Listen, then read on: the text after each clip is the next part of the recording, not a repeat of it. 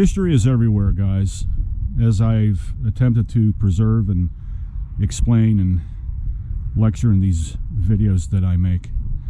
And I've been asked by quite a few of you through this platform, my Facebook page, my Twitter page, do I know of any stories of ghostly apparitions and paranormal activity concerning Beaver County's railroads?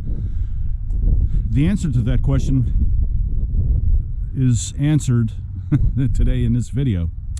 It turns out that I have had a few stories that have been conveyed to me respectfully by foremen who have worked for CSX Railroad and engineers who have driven locomotives for P&LE. So it turns out that there is a particular rather bizarre and creepy, very creepy ghost story that takes place right here, what you see.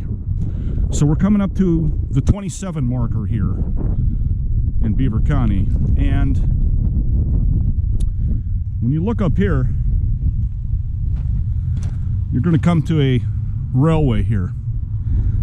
A very long time ago, way back purportedly, according to the person who related this story to me, and I cannot tell you his name because I do not have that permission, a young engineer was driving on this track, what you see right here, and he came up here.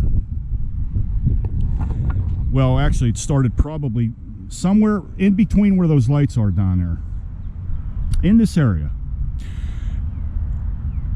As he was coming with a full load of cars and freight, the train derailed on him. And when it derailed, he was going at a considerably fast rate of speed on this track, not this very track, but certainly on this spot.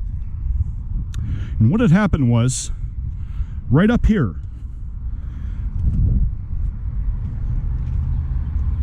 he went off this hillside. Now, of course, none of this that you see here was here, but this was. And this is the old 27 marker. It's one of the oldest in Beaver County. The original marker is on my right side here. A reissue of it is on the left. It says number 27. And he derailed. And he went off right here. Now, as I said, whatever was here, probably a dirt road back then, it nosedived, according to not eyewitness testimony, but official, unofficial train accident reports. And when the locomotive nosedived, it exploded, went into flames, and he died instantly, of course. It was a terrible accident, but you won't find any reports about it in any of the early newspapers, the Beaver Falls Tribune or any of those kinds of newspapers, the Beaver Valley Times, Beaver County Times. I believe it was, yes, at that time it would have been P&LE here. P&LE did not want the negative publicity. They did not want Beaver County communities to know that something like this took place, even though hearsay was there and gossip and people talked about it, knew about it, but it was never printed in the newspapers. P&LE had enough money and power, like all the railroads did here in the Ohio Valley, to keep such stories out of the paper, and it never made the newspaper. So several weeks later, another engineer was on this very same track, and he began to see lights flashing way down, way yonder, in between this area where the derailment happened, what you see right before you here. Legend has it that on certain nights, when the moon's right, you will see lights going up and down like it's a locomotive. And when you see the lights, they just stop. You can even hear, in some cases, you can even hear the engine of a train roaring, and it comes down. And when the lights are just about right here at the old 27 marker, depending on which side of the tracks you're on, how far apart, it disappears, it just vanishes. There are foremen to this day, rail workers do not like to be on this.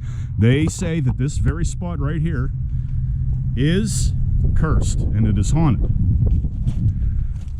And this is the old 27 marker, and I've showed you pictures of this, so this is it. This is the original one. It's still standing. A very unique piece of history in Beaver County, obviously, but it also has a darkly, creepy, ghostly, paranormal history. That's one story. The story doesn't end there. There's another part to this. The second part is a woman who walks this railroad, and they said she's dressed in a bright pink dress, and she walks up and down the tracks, and she's calling a name, someone's name. Nobody really knows whose name it is. It's sort of inaudible, but she's calling somebody's name. She walks up and down, especially right along here. Most of the appearances and sightings have been right along here. And she's calling a name. The one story an old timer told me, who I had a conversation with just recently, a couple of weeks back, said that that woman is the fiance of the engineer who was killed, and she's looking for him on this track. It turns out she knew somehow that the accident happened right here, and she continues to walk these tracks at night looking for her future husband, who died right here. Train derailed right here.